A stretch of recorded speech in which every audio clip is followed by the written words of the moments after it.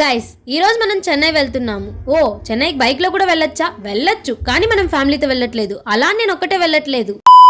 మనం ఒకటే వెళ్ళేంత సీన్ లేదులేండి. అలాని గర్ల్స్ గ్యాంగ్ మాత్రమే వెళ్దామా అంటే పక్కనున్న తిరుమలకి వెళ్దామంటేనే 10 రోజులు ఆలోచించి ఫస్ట్ అందరం వస్తామన్నారు. తర్వాత అందరూ హ్యాండ్ ఇచ్చేశారు.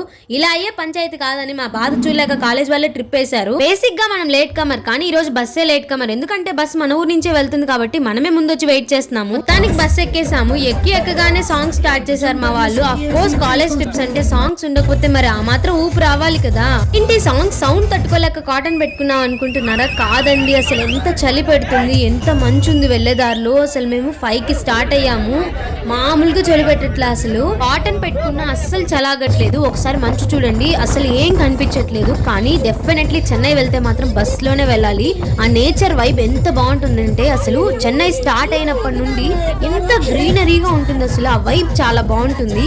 చెన్నై సరుకు చాలా ఉంది. అవి చూడాలంటే మీరు మన ఛానల్ ని లైక్, షేర్ అండ్ సబ్స్క్రైబ్ చేసుకోండి. Bye guys, love you all, stay tune.